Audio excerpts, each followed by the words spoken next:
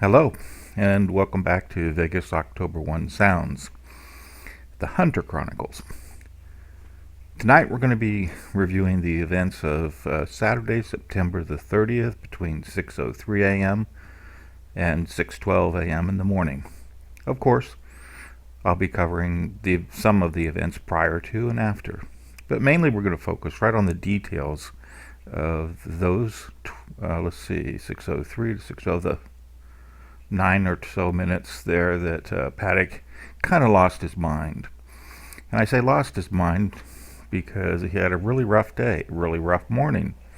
He couldn't get into his rooms. He had to make 2 trips to get brand new cards to finally gain access, bringing his total to 8 cards, as you all know by now.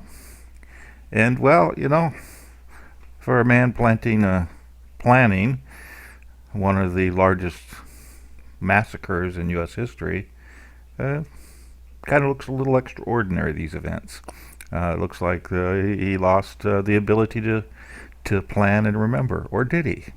Is there something else going on here that we need to look at? Well, for the most part tonight, I'm going to keep it simple and just follow a plan that I laid out in the visual portion at the beginning of this video. Along the way, I'll make a few excursions into the realm of the tinfoil hat land, and I'll tell you what I believe, what Hunter believes, if there's a difference, and make some presentation of information which will be more thoroughly discussed, covered, and revealed in future videos. So, I guess we should get right to it. As you well know, I call this the panic chunk, and this is the first time that I've really laid out in detail the events of an entire chunk, as I call it. And as you recall, a chunk is a portion of the lock interrogation report, which I feel is an entirely capsulated series of events that we can discuss kind of separately without relying too heavily on the other events in the lock interrogation report. And so why did I choose this one? Well, it's important to understand that I didn't just pop on the scene here with all the information you see in this video. This was a long, drawn-out process involving many discussions between Hunter and I, and other people too. Hunter, regularly talked with Michelle and Las Vegas Shooting Archive and Pointed Stick and others as he was developing his theories and collecting information on that. For the most part, being the loner that I am, I just talked to Hunter, and he would relay information to and from me. So if I've missed somebody who helped Hunter, sorry, but I just wasn't aware of everybody he was dealing with. So let's get down to it. All right. So let's go to, I bookmarked this thing. So let's go to, we'll just take these slides one right after the other, I guess. Oh, that bookmark didn't do shit. Oh, that's at the start. Yeah, right. Okay. And we were there already. I've got the sound turned off on this, so there's nothing new here. I think, I've been toying with, what to present to this little area right here. And I think I'm going to keep it to text and not present any real graphics. But, there's always the question of how do you identify a video by the first few frames of the video or the first few seconds of the video, and maybe a graphic would be there.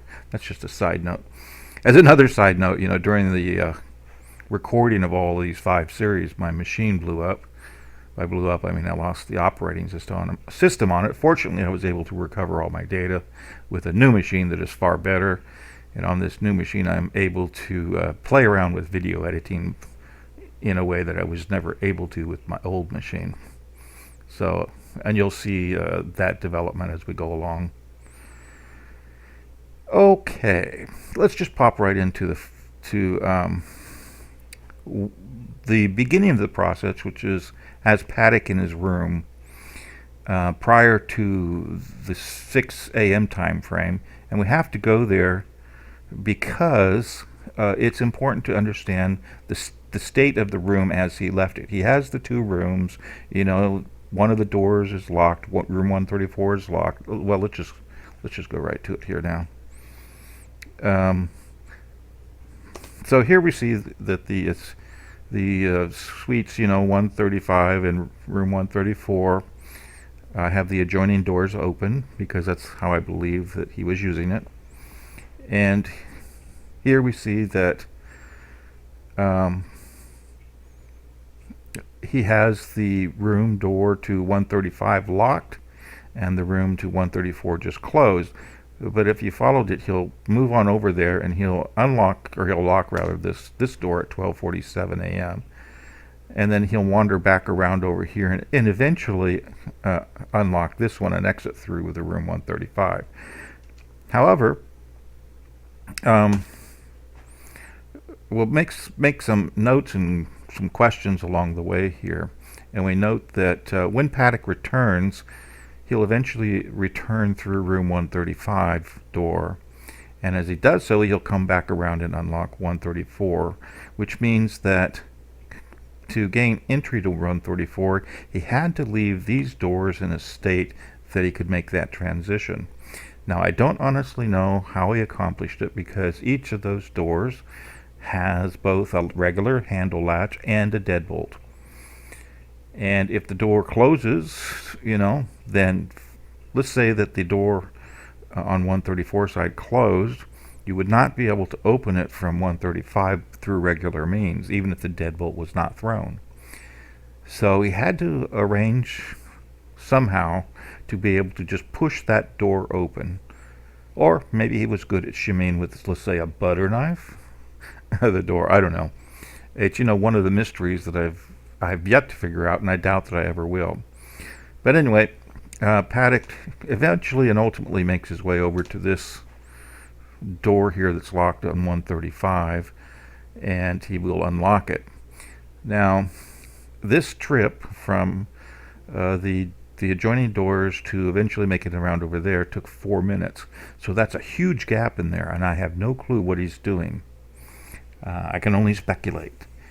But it is important to try to speculate, because ultimately what's going to happen now is he's going to make a trip to Mesquite and come back, and he's not going to be able to make entry into either of these rooms because he's given a room access card for 134, and we'll follow that here eventually. So for anybody who might have information on what was happening during that time, feel free to send me an email or make a comment. So anyway, here's Paddock. He's locked room 134. He's traveled through these adjoining doors. He's had to manipulate them to make them look kind of like they were closed in case somebody gained entry into there. Staff could still unlock this deadbolt through a master key if it was warranted, but it's unlikely that they would. All right, and at 12:51, he's going to unlock this door, and then he's going to, the door. He's going to open the door, step through it, and then just keep on heading out. You notice he's not carrying anything with him. No laptop, no luggage, nothing. And then the door will close behind him, and he's off to do his thing. So let's talk about this. Now, this is 5 or 6 hours prior. This is just before 1 a.m. And Paddock won't return till about 6 a.m., so that's about 5 hours. And he goes to Mesquite, and he's got to make that trip. It's an hour and 15 minutes approximately each way, meaning that's 2.5 hours chewed up out of the 5 that he has to get there and get back. So, what did he do with those other 2.5 hours? And we'll get into what happened, perhaps, what he brought back, what he didn't bring back, and everything. I took a great deal of time to try to make this floor plan as accurate as I could. I will be improving the looks of it in the future. But I wanted to give a visual representation so people could see what was happening. And so I'm just going to cover briefly here that the blue indicates the doors, the yellow indicates a lock. So if you just come upon this, you'll be able to say that, okay, The doors to room 135 were closed, but not deadbolted. The door to room 134 was both closed and deadbolted, which, if we were to look at the the annotated lock interrogation report, you'd be able to see it, from these columns X, Y, Z, and AA through the state machine annotation I have there. But reading this annotated spreadsheet and versus just looking at this, I think most people would far prefer this, as long as it's an accurate transcription of what was going on. And that's why I've taken the time, and boy does it take a lot of time. We're talking like upwards of 10 or 12 hours per minute to produce these graphic introductions to these videos. The talking portion, like we're doing now, of course, doesn't take a lot of time to post-produce it. But, there is a lot of research involved. All right, so Paddocks going to leave this in this room, and then he's going to have to travel down the hall. So let's just follow his little path, and along the way I'll make notes. Now, in this particular picture of the 32nd floor, you'll see the three wings of the hotel proper, and you'll see that this is the 200 wing down here on the bottom right, the 300 wing on the bottom left, and the 100 wing at the top, which you can see from this little diagram here that it's pointed north. And you can see that I've got two paths marked here. One is green, one is red. One is the path from the room to the guest elevators, which are located at center core, as they call it, right here. And you can see the bank of 6 that he takes up and down to his floor. And then over here you can see the approximate location of where the service elevator is, because we know that Paddock uses a service elevator, as does staff to bring food up. Now, there are other elevators in the hotel. I don't have them laid out here because I don't believe that Paddock took advantage of them. The other thing to note here, since this is probably the first time that you've seen this diagram in this series of videos, is that there's a blue outline around the building. And I put that in specifically to give people an idea of the size and magnitude of the hotel relative to all the other things on the map. It's not architecturally correct. I know for a fact that each of these wings is kind of short from the real deal. For example, Paddocks room 135 here, it probably extends out 25 more feet than indicated here. But when you look at it, and you look where the broken window is up here on the 45-degree diagonal to this blue line, which is at a 45 negative angle, then you can get an idea if you were down here at the entryway, like say in the Corey Langdon cab series, where the sound would be coming from. Or, if you were down here on the outside in that little garden area at the lower level, you could easily hear the sound, say, versus over here inside the Valet arrival area, where the sound, there is no direct path to the sound. So the other thing that giving a semi-correct size here gives you is you can kind of do an accurate estimation of path length. And you'll also notice here that I have a few of the rooms marked so you can see roughly the ordering. And as you well know, or you may know, on one side you have all the even rooms, and on the other you have the odd rooms, except for the inn suite, which is odd. Okay, so Paddock travels down this hallway, just carefree, gets into the service elevator, and since he's leaving, and because his car is parked in the Valet, he has to go to the beach level. So let's just go ahead and let Paddock go to the beach level.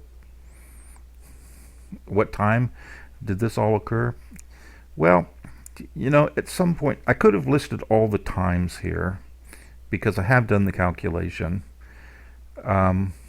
Leastways for a single person model. But, there's a limit to which, the details become so cluttering on the visual presentation that you don't actually get your focus on the right thing. So I just left them off. All right. Well, I guess I just lied, because I put them in on this slide. I don't put them in on every slide. So here is the time at which he actually left the room, 12:52, the time at which he actually left the valet per the fit report, and in between is an estimate of how long the trip took. It took 1 minute and 10 seconds down the hall, which would have made him entering the elevator at 12:53, blah, blah, blah, blah, blah. You can look at that and validate it for yourself. It's just an estimate. Don't, hold my feet to the fire if I'm wrong. But ultimately, these kinds of things will be useful because there does become a question later as to whether or not he had enough time to get up to the room and back within the constraints of, all these places he had to go to and how long it would take him to do it. All right, but let's let Paddock go on down to the beach level and ride his car out, and we'll talk about that. So here we are. He took the elevator down. He's now at the beach level. And so the beach level is the lower level of the hotel, and that is where you can go to pick up your car from valet. So on the top level of this thing called the portico over here is the arriving valet, and on the lower level or beach level is the departing valet. That was pretty confusing when I first started looking at all this, because initially it looked like everything was on the same level, but it's not. You have to go to two different levels, one for departures and one for arrivals. And there's, different stuff on the lower level, and it's a different path for exiting. So in this case, I've marked his exit path, probable exit path, in green, and we'll see him hop out of the elevator and go over there. And then he pauses while his Mercedes-Benz SUV comes along. I just happened to have a picture of that SUV, so I put it in instead of his piece of shit Chrysler minivan. Anyway, he hops into it, and now this is about 1 o'clock per the fit report. And as you can see from this estimate of time, he had to wait about 5 minutes there before they were able to retrieve his car, which I believe was parked over here in the valet garage. All right, so he's going to make a trip to Mesquite.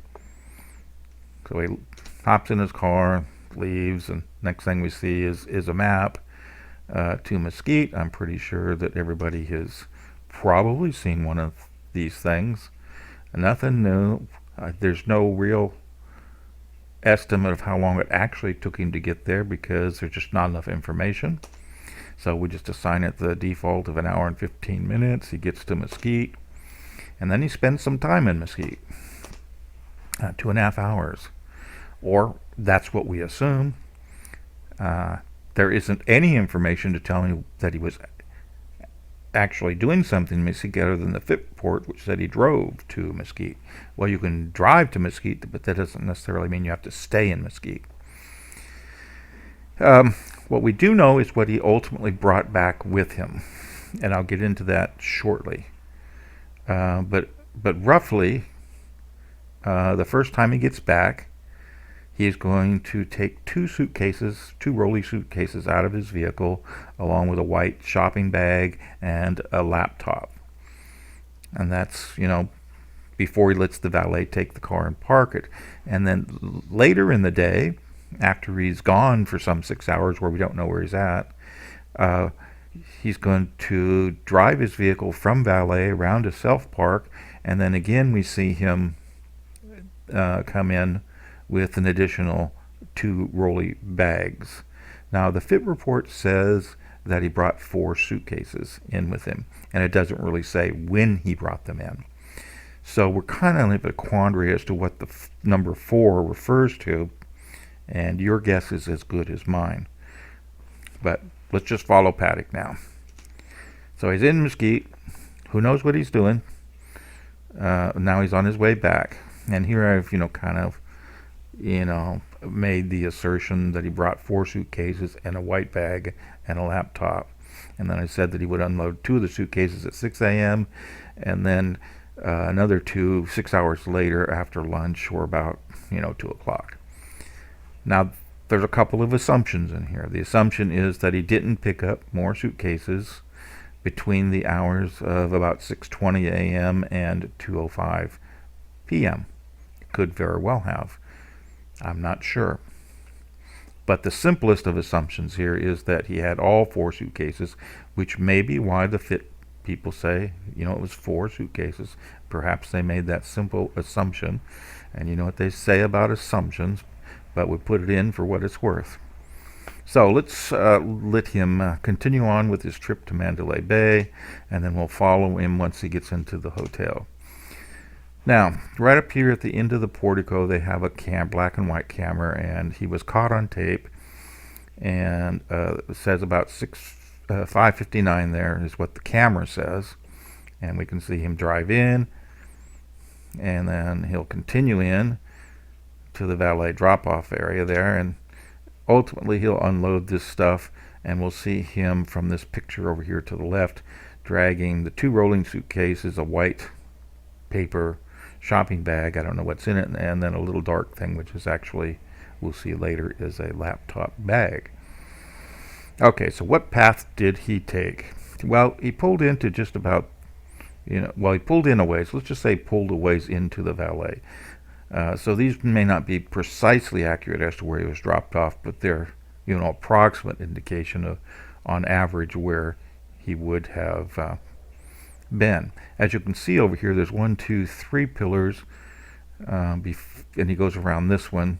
And given the whole length of this, I'm putting that, right around the middle. I haven't really taken the time. I have a lot of photos that show me that area, but I haven't really taken the time to conglomerate those photos and do the architectural marking of those columns here in the portico. And I'm just not sure it's worth too much value. But anyway, the route I believe that Paddock took once he left the valet area was down this orange path, and that would include the revolving doors over here at the hotel registration desk. He would have traveled between those doors and towards the concierge, and then cut directly across the path of the main traffic flow and over into this area where there's more architectural columns that are covering up the big massive support columns, into the VIP area. And well, we'll just follow it because it's kind of interesting. Also marked here is a green path, which indicates an approximate path that he might take, or the bellhop would take, to carry their luggage from the valet drop-off area into the service elevator.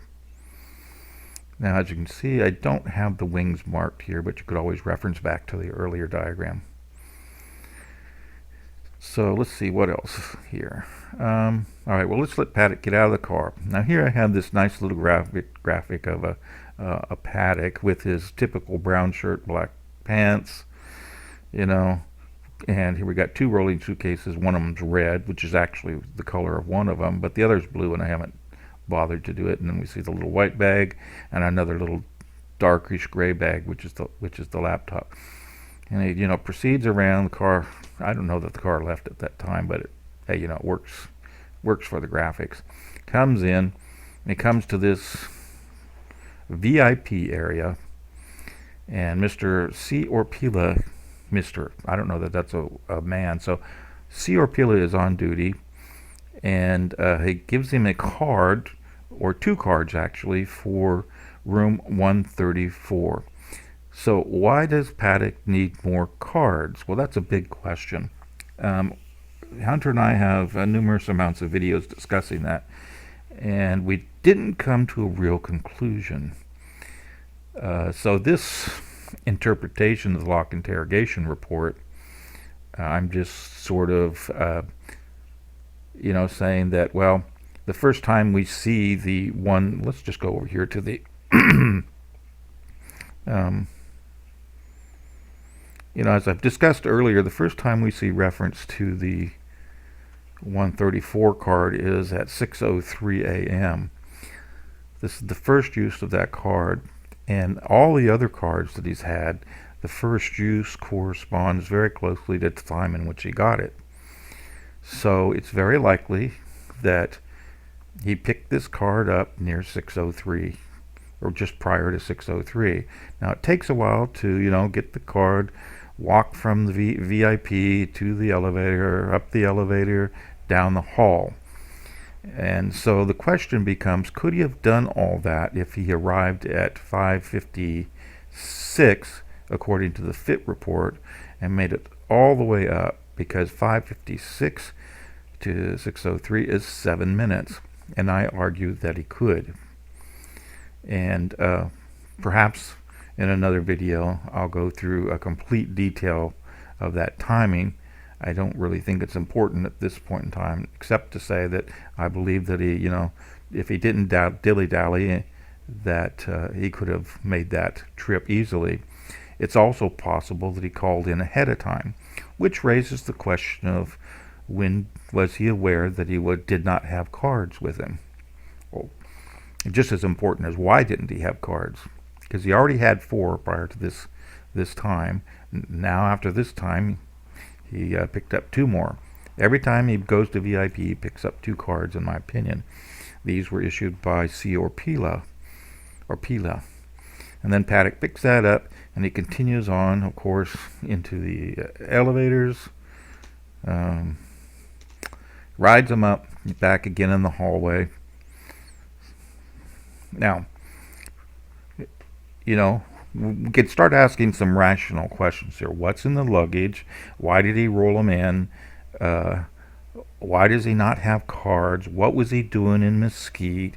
What was he doing both prior to all these events and after? What caused him to need those new cards? But before we do that, we got to at least let him complete his journey, and then we can go into massive discussion about the possibilities. So he rides the elevator up. Okay, and then we get back into looking at the room here. So here he is hauling his luggage, which I believe was full of ammo because it's a smaller luggage. As to why this white shopping bag, I don't know when he picked that up. It kind of suggests that he made some shopping trip somewhere, doesn't it, while he was out? But that's not necessarily the case.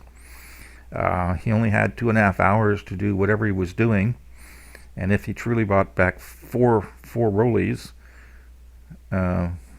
all full of ammo, that's not a long time to load them up. So he clearly must have had the magazines loaded, or maybe not. Maybe he threw empty magazines in along with the rounds, which we know he loaded some of them into the magazines in the room. It's just not clear. But four suitcases full of ammo is about what he had total up there, and that's a lot of ammo, a lot of weight. Let's see, 223 rounds come in at about 7 pounds per 100, and if he had 1,000 rounds there, that would be 10 times that. That's a lot of weight. 70 pounds. If I did my math right, let me review that. Let's see. If he had 1,000 rounds, that's 10 times 100. And it's 6.6, I think 6.67 pounds per 100 rounds. So yeah, 70 pounds per bag. That's a pretty heavy bag. It's got to be exceeding the general capacity of that thing. So anyway, here he is. He's got a full load here. He's got 2 rollies and 2 bags. It's a full load, which probably partially explains why he wasn't able to bring all 4 up at once. As to why he didn't use a bellhop, I can only speculate. Maybe, well, for one, he had to go get his card, right? So a bellhop involvement would have complicated the whole deal. Maybe he had planned on using a bellhop, but since he didn't have a card to get into his room, that probably changed his plans a little. So anyway, here he is. He's rolling up two suitcases and a bag and a laptop. He goes over there, and I think that what he did was drop off the luggage there and do his little trip.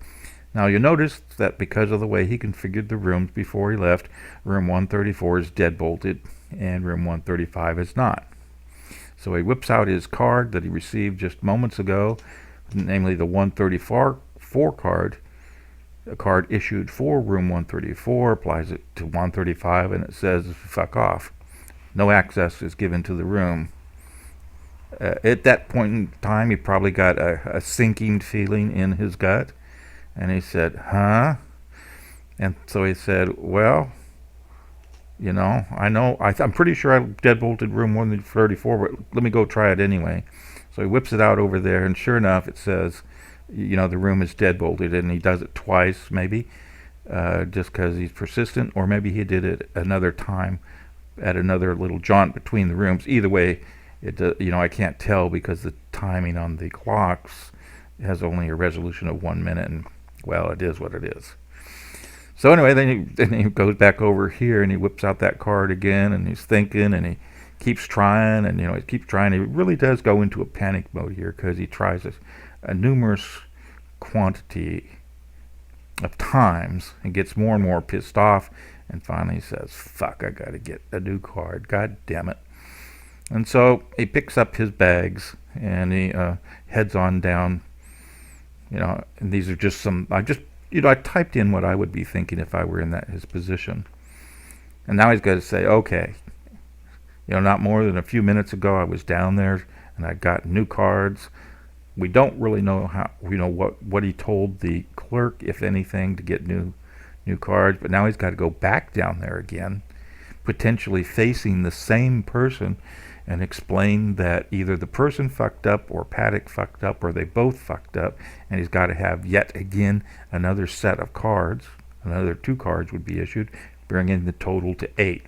So here he is. He's going to go down the hall. He's got to drag all that stuff down, go ride the elevator down, go to VIP, and this time he was fortunate, and maybe he knew when the shifts changed, so he just stood around up there trying the card. But anyway, Mr. C. Colton issues him 2 cards. They're both identical, and they're both for room 135. So that took a little while. It took a couple minutes. Let's see, I think if we go over here to my Obsidian Vault, we can see that I did a rough timing for that trip. And you'll see that if we use up all the time between when he left the hallway up there and when he got back, he had 7 minutes, and using 70 seconds to walk down the hallway, 45 seconds for an elevator ride down, 25 seconds to walk from the elevator to VIP, and in reverse, 25 seconds back, 45 seconds back, 70 seconds back. That leaves 2 minutes and 20 seconds at the VIP. So obviously Mr. Colton wasn't prepared ahead of time to give him cards, and so it took a little bit more time. Whereas on the first trip up here, I've only allocated 15 seconds because there's not much time total between when the video shows him arriving at the valet and when he's actually at the door. The most accurate clock in all this scenario, from the sense of it's synchronized with the real world time, is the LIR.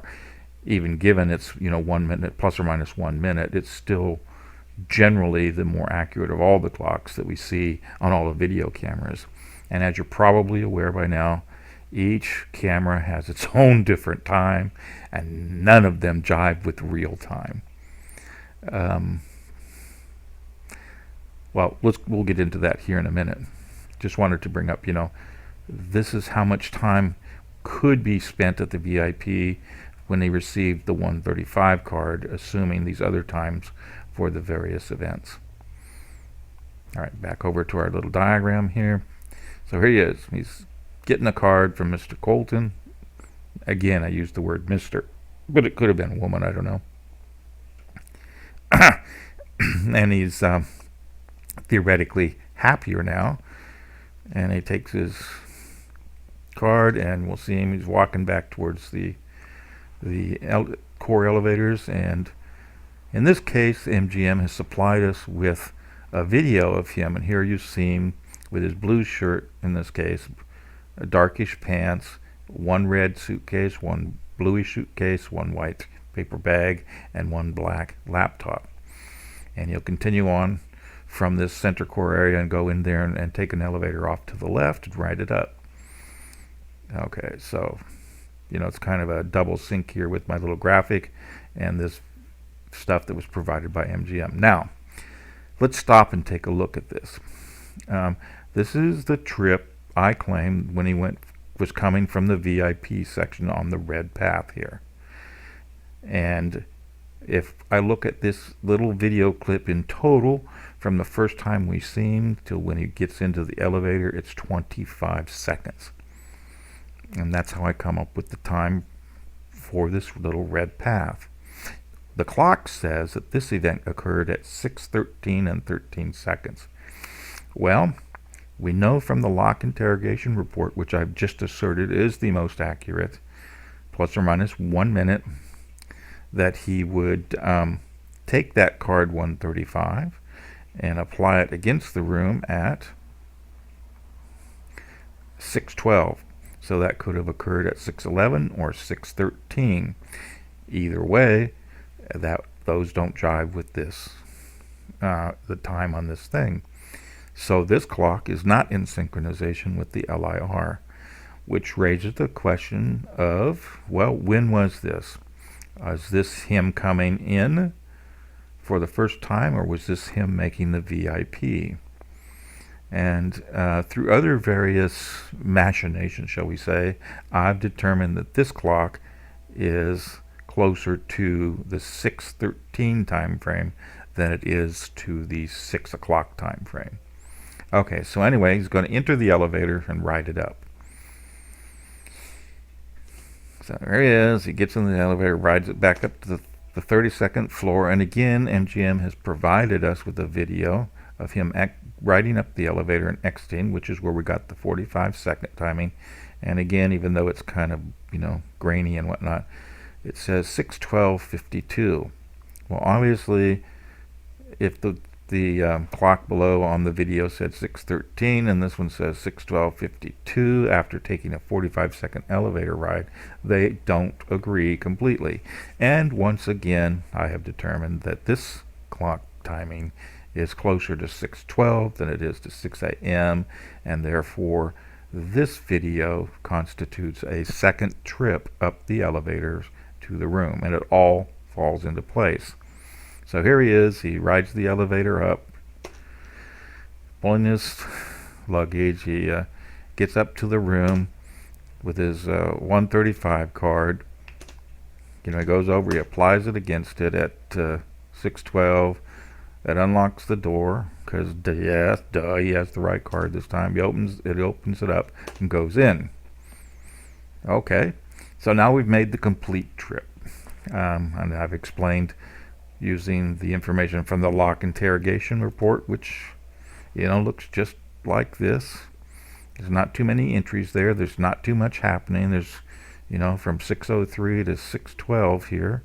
There's 1, 2, 3, 4, 5, 6, 7, 8, 9, 10, 11, 12, 13, 14, 15 entries. So 14 failures and 1 success. And the 2 failures here that were applied from 134 both indicate that door was deadbolted, and all the other ones which would leave 12 are you were using the wrong card, fella, on room 135. And as you can see from the coloring, that was the card that was first issued at probably close to 6, a little after 6. You can see the state of the deadbolt and all this. So I believe that this sequence of events, which is the largest single amount of errors against any one card in a relatively short period of time, represents a very fundamental flaw in Paddocks' ability to manage his cards and or gain access to his room.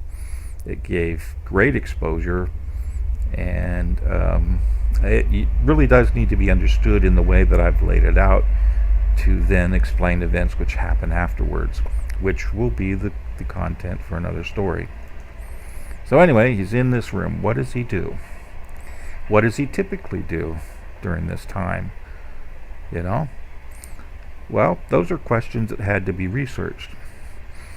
Paddock loves to gamble all night and sleep in the morning. He loves to sleep from 6 or 7 in the morning till noon or so. He loves to gamble all night. In this case, he has neither gambled, and he spends 2 minutes from the time that he well, let's go back over here to the LIR.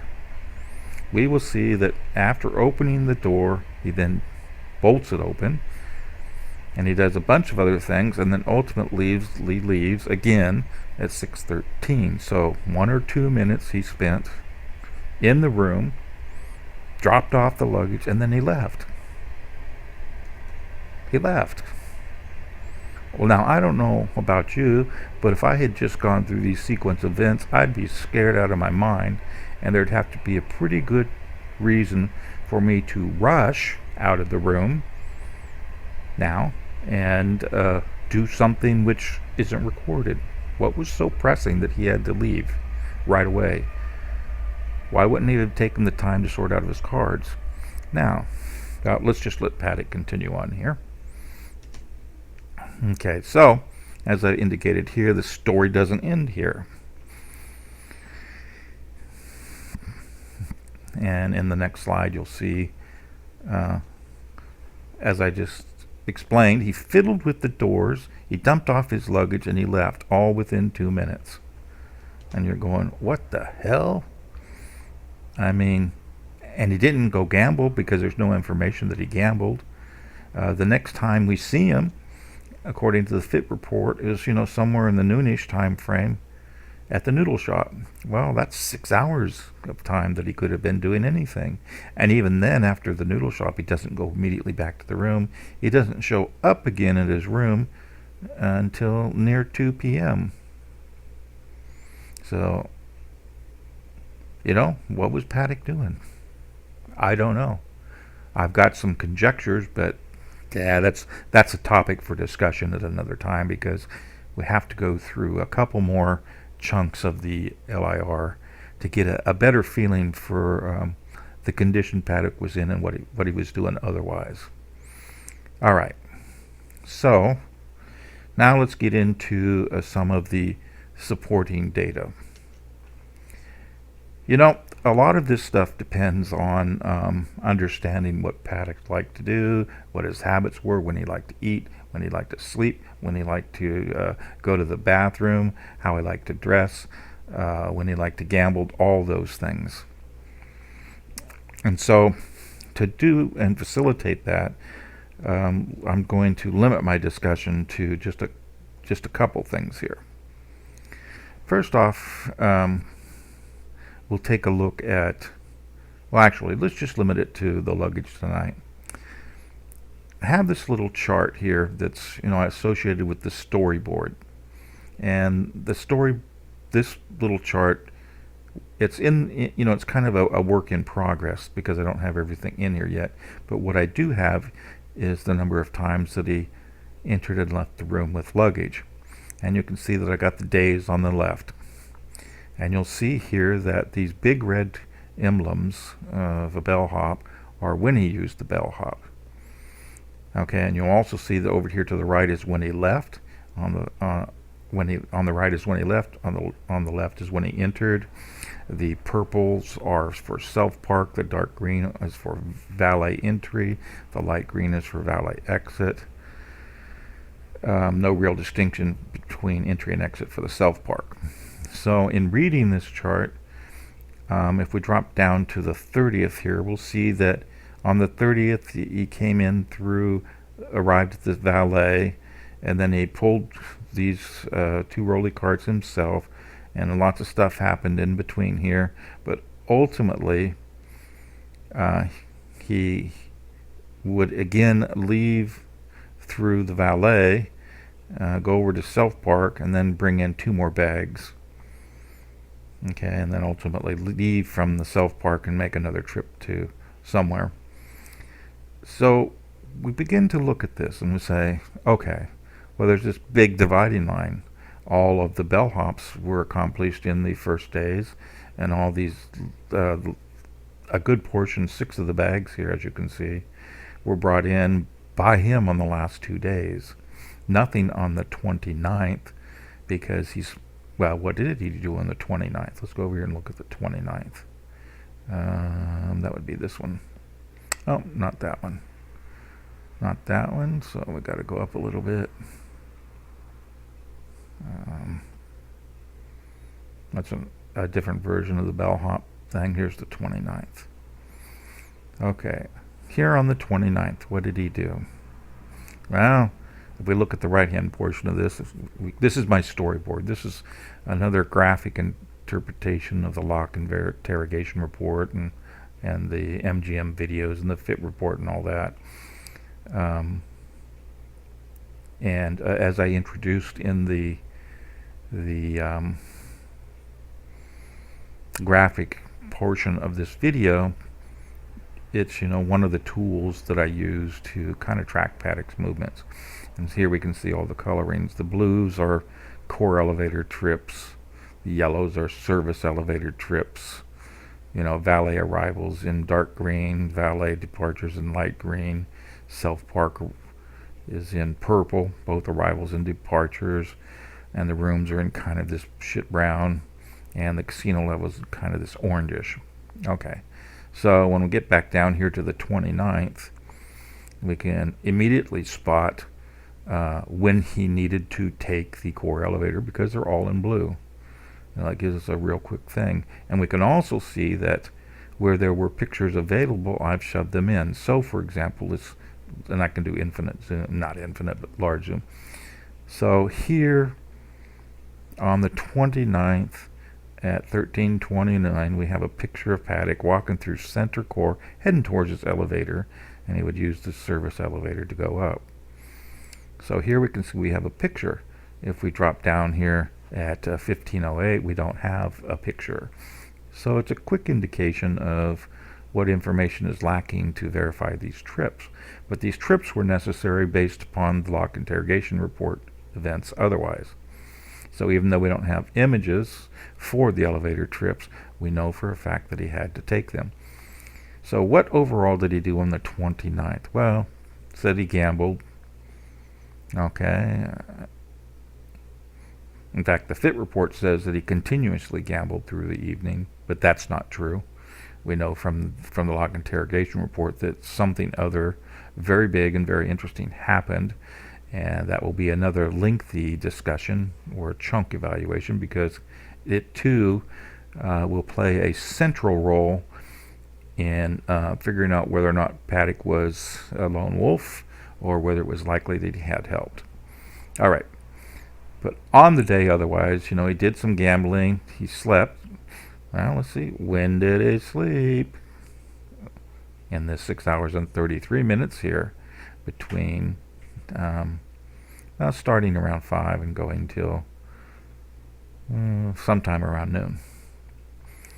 So he gambled, he slept, he had some lunch, he checked into room 134, and then the fit report says after he checked into 134, he just kind of stayed in the rooms. So no trips to Mesquite, no trips to the Ogden, no bringing in any luggage, nothing.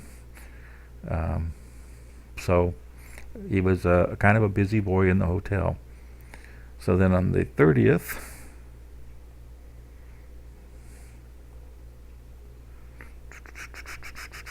oops, that's the first. I want the 30th, which we've just been discussing. You'll see that he first made that trip to Mesquite, and on the way back he arrived in Valet. We got pictures of him arriving there at 6 a.m. He got a new card. He took the core elevator up. His card was denied because he's got the wrong card for room 135. And he, had tried it even on 134. Had to take the core elevator down, for which we have no images. Got a new card, 5B, and then you see that we have these images here for 612 and 613 approximately. And all the time he was hauling 2 rollies. But then immediately afterwards, he left the room at 613. Had to have, did he have to take the core elevator down? Well, ultimately, around noon, he ends up at the new shop, so he had to take the core elevator down at least once, but we have no supporting images. We have no supporting lock interrogation reports.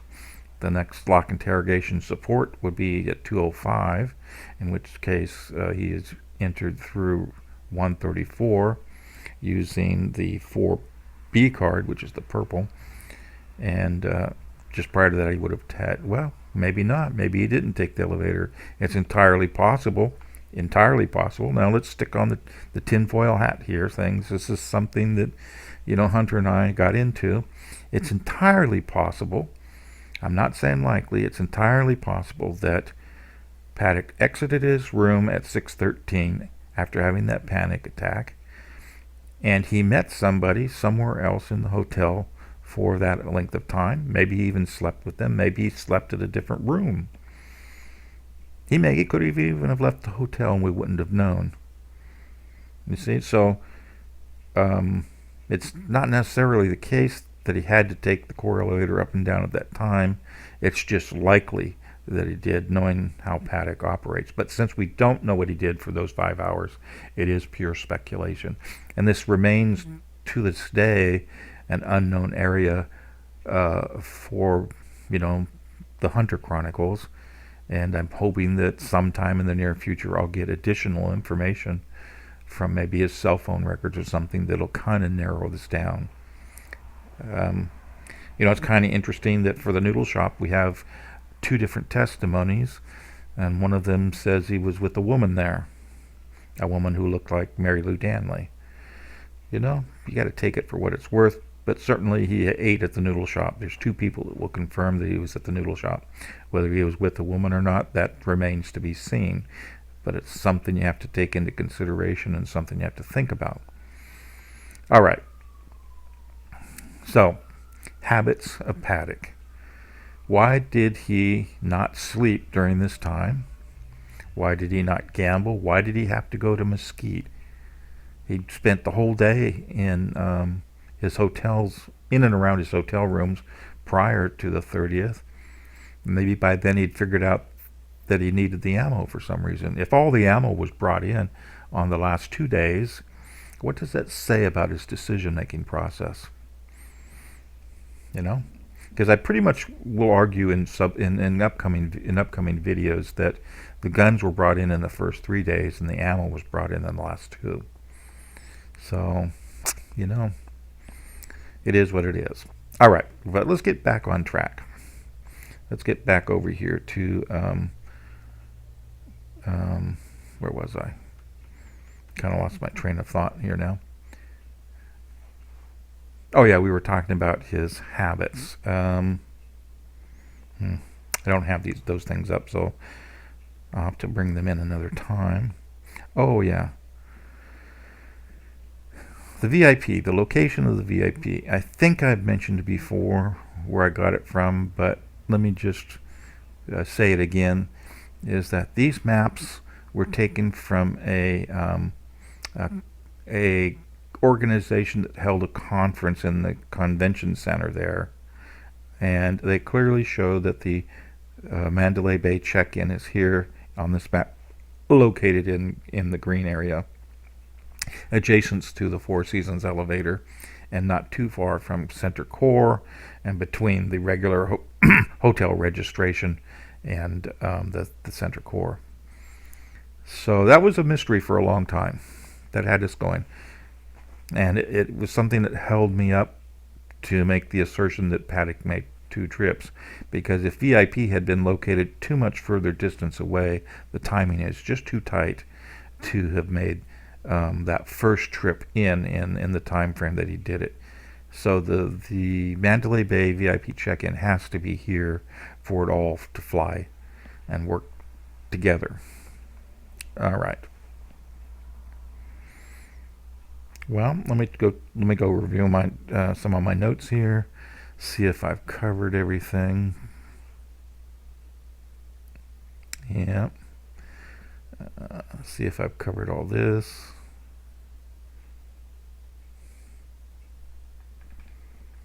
Yeah.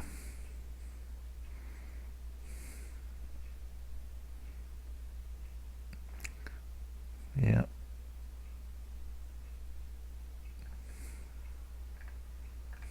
Yeah. Yep. Yep. Okay. So it looks like I've covered everything. The only other thing that I might want to talk about is this dichotomy we see in Paddock's actions. Sometimes he has these little quirks where he'll fiddle with the door lock. Kind of interesting. He'll walk up to a door which is just closed. He'll throw the deadbolt. He'll unthrow the deadbolt, and then he'll use the inside handle to open the door. But yet sometimes he won't.